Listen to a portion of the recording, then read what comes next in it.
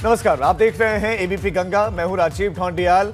Covid संकट को लेकर प्रधानमंत्री की अहम बैठक, मंत्रिपरिषद के साथ वर्चुअली प्रधानमंत्री नरेंद्र मोदी बैठक करने वाले हैं। कुछ राज्यों में जो है केंद्र की विशेष टीम भी भेजी जा सकती है। ये सूत्र जानकारी दे रहे हैं कि कुछ राज्य ऐसे हैं जहां पर केंद्र की विशेष टीम भेजी जा सकती है। वो कौन कौन से राज्य हो सकते हैं, ये देखना दिलचस्प होगा। मंत्रियों को अपने इलाकों में मदद करने को कहा जा सकता है कि अपने अपने इलाकों में जाएं, मदद करें। ऐसे वक्त में बड़ी खबर, इस वक्त लोग राह तक रहे हैं। लोगों को एक उम्मीद की किरण चाहिए जो कहीं से नहीं मिल रही है, किसी मंत्री से, किसी जनप्रतिनिधि से नहीं मिल रहे हैं। लोग हताश और निराश हैं और निराशा घर कर गए हैं। ऐसे वक्त में लोगों को उम्मीद की किरण चाहिए, उम्मीद चाहिए। ऐसे में मंत्रियों को कहा जा सकता है कि अपने अपने इलाकों में जाएं, लेकिन सवाल यह कि क्या मंत्री जाएंगे? जो काम मंत्रियों को बिना निर्देश के करना चाहिए था, उनको स्वतः जाना चाहिए था, इस वक्त जनता के बीच में होना चाहिए था, लेकिन जनता के बीच में इस वक्त कोई नहीं है।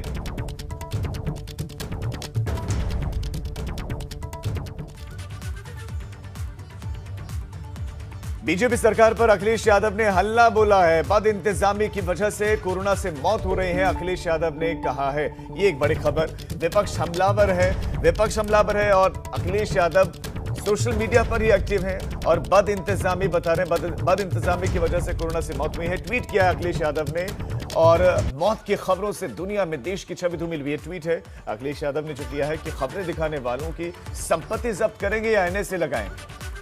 प्रतिष्ठित अखबारों, पत्रिकाओं में ये सारी चीजें छप रही हैं। ये ट्वीट है अखिलेश यादव का जिसमें वो सारी बातें लिख रहे हैं, या उन पर रास्तों का लगाएंगे जो खबरें दिखा रहे हैं। और खबरें, जो तस्वीरें आ रही हैं, जो लोगों की आवाज है, वही दिखाई जा रही है। तो बीजेपी सरकार की बद इंतजामी की वजह से कोरोना की मौतों से दुनिया भर में छवि खराब हुई है और वैश्विक छवि बहुत धूमिल हुई है। बड़ी खबर श्रावस्ती से। पूर्व ब्लॉक प्रमुख अमरजीत सिंह का निधन हो गया है।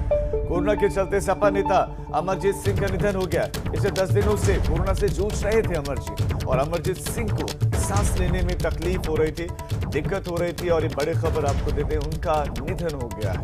पूर्व ब्लॉक प्रमुख अमरजीत सिंह का निधन हो गया है। समाजवादी पार्टी के नेता अमरजीत सिंह का कोविड की वजह से, कोरोना की वजह से निधन हो गया है।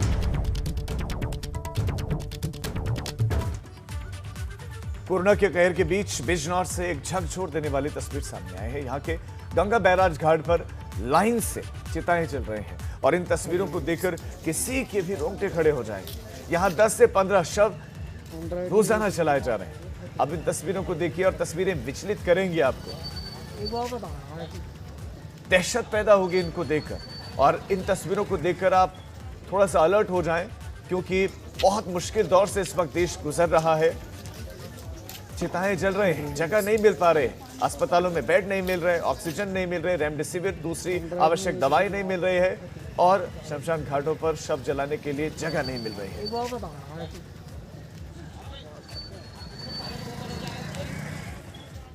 एक बड़ी खबर बिजनौर से। बैंक कर्मचारी कोरोना संक्रमित मिले और अब बैंक में ताले लगे। बैंक कर्मचारी संक्रमित निकला, लिहाजा बैंक में लगा ताला और अब खाता धारक हो रहे हैं परेशान। लेन देन बंद होने की वजह से खाता धारकों को परेशानी हो रही है। थाना नूरपुर के राजा ताजपुर का मामला है। दरअसल पॉजिटिव मिला, जो है कर्मचारी पॉजिटिव मिला तो संक्रमित है। चूंकि गांव की बात करें तो अभी भी एटीएम का इस्तेमाल कम लोग करते हैं, ज्यादातर कैश का इस्तेमाल होता है अभी भी गांव में। डिजिटल पेमेंट का इस्तेमाल कम हो रहा है। ऐसे में निर्भर बैंक पर है और अब लॉकडाउन है तो लोगों को परेशानियां हो सकती हैं, क्योंकि बैंक खुलेंगे नहीं।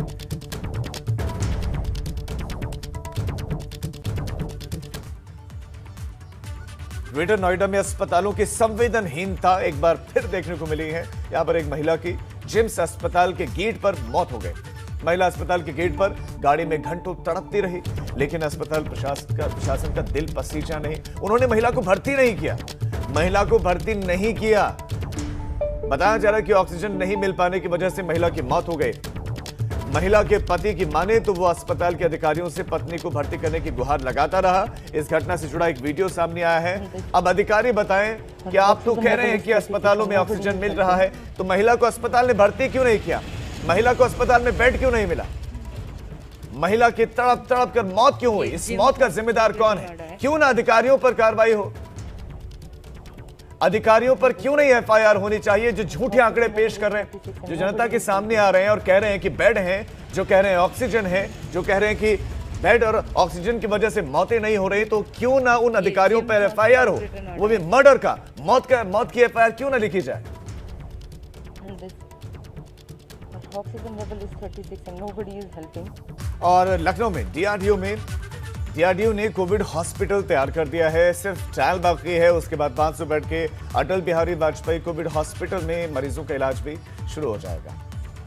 लखनऊ के अवध शिल्प ग्राम में डीआरडीओ की ओर से तैयार किया जा रहा सुपर स्पेशलिटी हॉस्पिटल लगभग तैयार हो चुका है। मेरे ठीक पीछे आप देखेंगे ऑक्सीजन का वो प्लांट जो 20,000 लीटर क्षमता का है, इसको स्थापित कर दिया गया है। साथ ही साथ इसमें ऑक्सीजन भरने का जो काम है वो भी समाप्त हो गया है। इसके साथ ही अंदर की तरफ आपको दिखाऊंगा कि ये जो रास्ता जा रहा है इसके अंदर आईसीयू वेंटिलेटर्स वगैरह की स्थापना भी हो चुकी है। देख सकते हैं आप किस तरह से सारे के सारे वेंटिलेटर्स स्टार्ट कर दिए गए हैं, बेड भी लग गए हैं, बस उन पर थोड़ा सा जो फॉर्मेलिटीज़ और हैं वो करनी बाकी है। इसके बाद ये अस्पताल पूरी तरह चलने लगेगा और इस पर जो कोरोना से संक्रमित गंभीर मरीज हैं उनका उपचार शुरू किया जाएगा। आप देख सकते हैं किस तरह से यहाँ 150 वेंटिलेटर्स लगाए गए हैं। सारे के सारे वेंटिलेटर्स पीएम केयर फंड से खरीदे गए हैं और देख सकते हैं आप कि एक के बाद एक लगातार पूरी कई कतारें हैं यहाँ पर।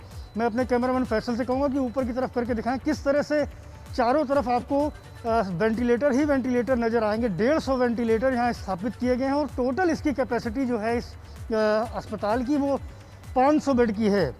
500 बेड में 350 बेड ऐसे हैं जिन पर गंभीर मरीज जो नहीं होंगे उनको रखा जाएगा और उनका उपचार किया जाएगा। खास बात यह भी है कि यहाँ सभी हर एक बेड पर 500 के 500 बेड पर ऑक्सीजन की जो अवेलेबिलिटी है, जिसकी बड़ी क्राइसिस है इस वक्त, वो सप्लाई इन पाइपों के जरिए की जाएगी, जिसका सीधा कनेक्शन बाहर लगे हुए ऑक्सीजन प्लांट से किया गया है। तो ये तैयारियां हैं डीआरडीओ के हॉस्पिटल की जो बिल्कुल तैयार हो चुका है और किसी भी क्षण ये समर्पित कर दिया जाएगा कोविड से गंभीर मरीजों को, क्योंकि इस वक्त लखनऊ ज़िले में बहुत ज़्यादा क्राइसिस है। मरीज ऑक्सीजन के और उपचार के अभाव में दम तोड़ रहे हैं, तो ऐसे में ये हॉस्पिटल कहीं ना कहीं उनके लिए वरदान साबित होगा।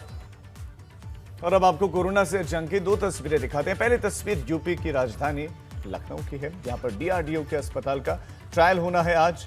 वहीं उत्तराखंड के हल्द्वानी में भी डीआरडीओ 500 बेड का हॉस्पिटल बनाने की तैयारियां कर रहा है। दिल्ली से पहुंची डीआरडीओ की टीम ने हल्द्वानी के राजकीय मेडिकल कॉलेज का निरीक्षण किया। यहां पर 400 बेड ऑक्सीजन के और 100 बेड आईसीयू के बनेंगे। 15 दिन के भीतर फैब्रिकेटेड हॉस्पिटल तैयार कर लिया जाएगा। तो डीआरडीओ की पहल, लखनऊ में डीआरडीओ का हॉस्पिटल बन गया है, ट्रायल, और उसके बाद मरीज यहां पर भर्ती हो जाएंगे और उनका उपचार शुरू हो जाएगा। दूसरी तरफ उत्तराखंड की बात करें, हल्द्वानी में डीआरडीओ हॉस्पिटल बनाएगा, उसके लिए तैयारियां शुरू कर दी गई। ये 500 बेड का होगा, अभी बनेगा, और इसमें से 100 बेड आईसीयू के होंगे।